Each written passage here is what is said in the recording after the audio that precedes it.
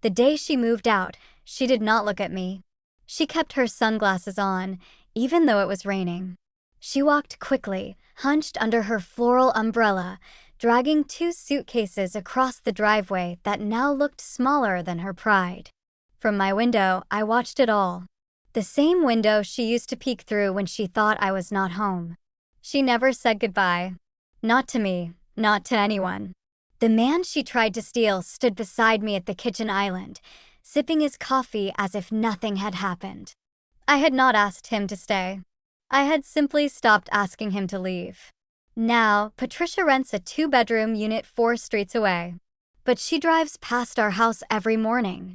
She slows down. She always does. And sometimes, if the light is right, I can see her eyes behind the windshield, wide, bitter, full of the memory of what she almost had. And every time I see her watching, I smile.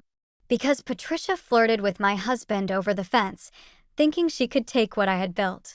Now she watches from her rental window. And I never even had to raise my voice. My name is Camilla Hart, and I am 33 years old. 3 years ago, my husband and I bought a modest house in a quiet neighborhood with a sagging fence and creaky porch steps that we promised to fix together. We were newly married, young enough to be hopeful, but old enough to be cautious. The house next door stood empty for months. Then Patricia moved in alone, confident, and far too interested in the man I loved. At first, I brushed it off. I was not the jealous type. I believed in trust and honesty, and I believed in Noah. But Patricia made herself visible in ways I could no longer ignore. She flirted without shame. She laughed too loudly when he was around. And slowly, my husband began to change. But I did not crumble. I did not chase. I waited. I watched. And when the time came, I made sure she lost more than I ever did. Before Patricia moved in, our life had rhythm. Noah and I met in college.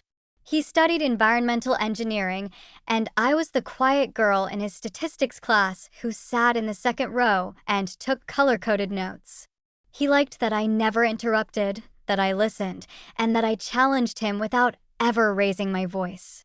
We became friends, then something more, and 6 years later, we were married beneath an oak tree on his family's land. We bought our first house just outside the city, a fixer-upper, as our agent called it. The roof needed work, the plumbing wheezed when you turned the faucet too quickly, and the fence in the backyard leaned like it had given up. But it was ours.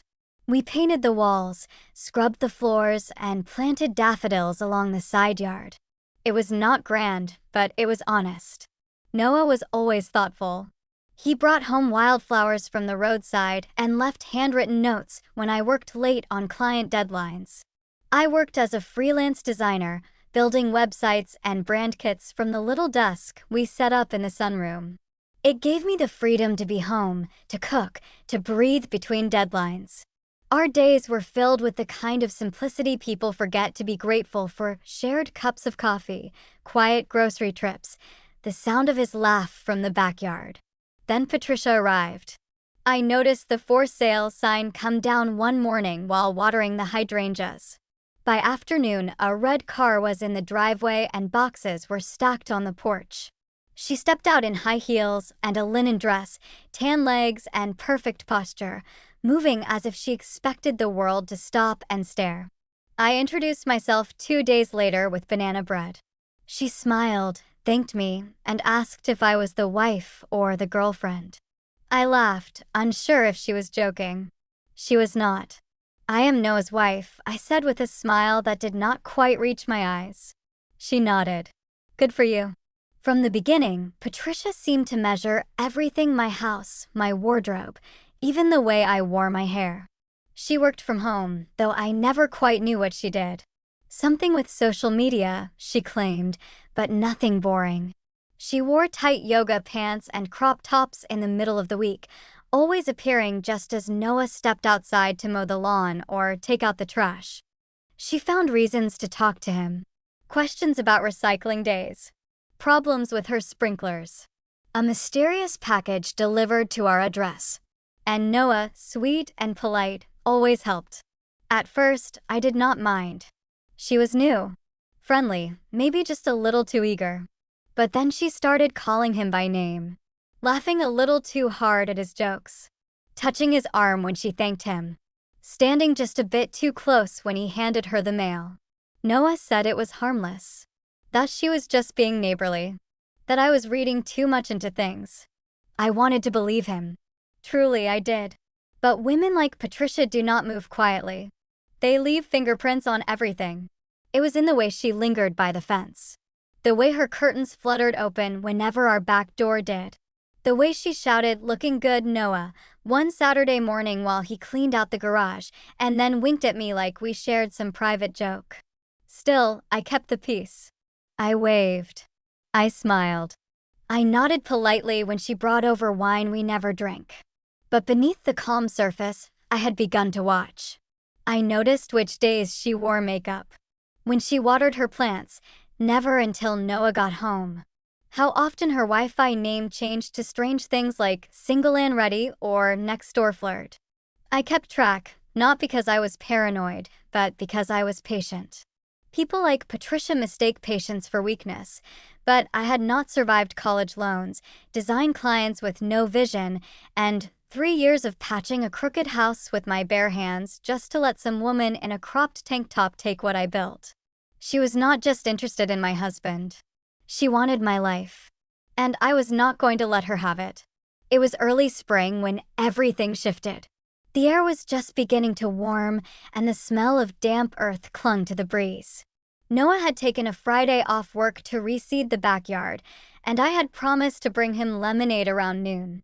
He was always happiest when working outside, dirt on his hands, sleeves rolled to his elbows. When I stepped onto the back porch with the tray in my hands, I stopped cold. Patricia was there, leaning over the fence, wearing a sundress so short it should have been illegal. Her lips were glossy, and her hair fell in soft waves down her back, the kind of hair that required hours of curling or a salon visit. Noah stood near the wheelbarrow, rake in one hand, a lazy grin on his face. He looked relaxed. Too relaxed. I could not hear their words at first, just the cadence of a conversation that had gone on too long. But when Patricia threw her head back and said, "Maybe next time, you can help me with my hammock," her voice floated directly to me. She saw me before he did. For one brief second, her eyes locked on mine. She did not flinch, did not look away. She smirked. It was not a friendly smile. It was a claim. Then she leaned in, brushed invisible dust from Noah's arm, and said something else, too soft for me to hear. Noah turned and saw me standing on the porch. His smile faded. Guilt flickered across his face. He walked toward me quickly. "I was just talking to Patricia," he said, too fast. I handed him the tray. I saw. She needed help with her garden. She has a landscaper. "I have seen him." He looked down, cheeks pink with shame, but not denial. "It is nothing." I nodded, then turned and went inside. I did not yell. I did not accuse him. I simply closed the screen door behind me and walked to the sink. Patricia's laugh rang out again behind me. It sounded like victory. That night, I lay awake while Noah slept. I listened to his breathing. I stared at the ceiling fan and wondered when the shift had happened. When had he stopped noticing the way she looked at him? When had he started liking it? I remembered the way he used to touch the small of my back while I cooked. The way he used to wait for me to brush my teeth before bed so we could go at the same time. The way he used to say, "I love you," like a full sentence, not a habit. Now, there were gaps.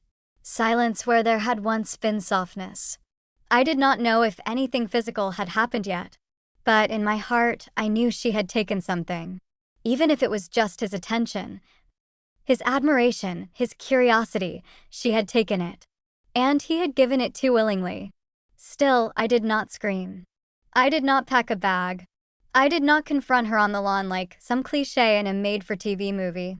No, I waited. I watched. Because if Patricia wanted my husband, she would have to work much harder. And if he truly wanted her in return, I would not stop him. But I would make sure neither of them came away with what they expected. The following weeks felt like walking through water. Everything moved slower, heavier. Noah still came home at the same time. He still asked me how my day was. But something had gone missing in his voice. The texture of his affection had changed. No sharp words, no cruel gestures, just a strange, cold politeness that made me ache in quiet places. I tried to bridge the gap. I suggested we repaint the bedroom like we had talked about last winter. He said he was too tired. I made his favorite risotto. He picked at it and said he was not hungry. I reached for his hand in the evenings. Sometimes he took it. Sometimes he did not. One morning, I found a text notification on his phone while setting it on the charger. The message preview read, "Thanks for the laugh today. You always make things better." No name, but I did not need one. I went to the bathroom and looked at myself in the mirror. Same eyes, same mouth, same woman who had loved him for nearly a decade. Still here, still standing, and still watching. I began documenting everything, not out of paranoia, but precision. When Patricia came outside, when Noah spoke to her, when her car was in the driveway during his lunch breaks, though she worked from home. I noticed her perfume sometimes lingered in the air near our fence. I noticed when she stopped wearing headphones and started looking toward our kitchen window more often than her own yard. This was not coincidence. This was choreography. It was a Saturday when Patricia invited the neighbors to a backyard cookout. Everyone received an invitation slipped into their mailbox, including us. I found the card on the kitchen counter, the ink bright pink and handwritten, "Food, drinks, and fun. Hope to see you there. Noah is always welcome," winky face. Patricia, he laughed when he read it. Laughed. "She is just being friendly," he said, pouring his coffee. "That is not friendly," I replied softly. "That is bait." He frowned. "Camilla, come on. I am not accusing you. I am telling you what she is doing." He said nothing. That night, he went alone. I told him I had a headache. I watched him leave through the window, watched him step into her backyard like it was harmless. He was back an hour later, quiet, almost guilty. He climbed into bed without a word. The next morning, I received a text from one of the older women on the street. "Are you okay, honey? I saw Noah and Patricia talking pretty close last night. Thought you should know." I stared at the screen for a long time. My throat felt tight, but not from surprise. From clarity. I was no longer trying to save anything. Now, I was planning. In early May, a cold front swept through the area. Rain fell in waves for 3 days straight, and for those 3 days, Patricia stayed inside. But Noah? He went to work late. He came home early. He said he had meetings. Said he was tired. I said nothing. I nodded. I smiled. I kissed his cheek like always. But one afternoon, I followed him. I watched from my car as he pulled into her driveway. Watched him knock once. Watched her open the door in leggings and a sweatshirt. She let him in. He stayed for 43 minutes. When he returned, I was already home, reading on the couch. He smelled like rain and cinnamon gum. He did not lie. He said he had stopped by to check in. She was going through a hard time. I said, of course. That night, I did not cry. I opened my laptop. I pulled up the design files I had started for a local cafe. I worked until past midnight. Then I printed a spreadsheet with 2 columns, hers and mine. I listed everything Patricia tried to mimic, my garden layout, my cooking style, even the outdoor lighting I had installed last fall. She was not original. She was observant. And I could use that. Over the next few weeks, I gave her something new to study, a version of myself I wanted her to envy. I dressed better, slept earlier, smiled more. No one noticed. He softened. But Patricia? She stiffened. She began watching me through her blinds. Because she knew I was not losing. She was. And I was not finished yet. The day everything unraveled for Patricia began the same way as any other. She stepped outside mid-morning in her usual way, barefoot, coffee in hand, pretending to water plants that were already drowning from the rain the night before. Her hair was tied up, her lipstick a little too red for a Tuesday. And I stood in my kitchen, stirring oatmeal, pretending not to notice. But I had planned everything for that day. A month earlier, I had quietly offered to help coordinate the spring block party, a neighborhood tradition I had previously never involved myself in.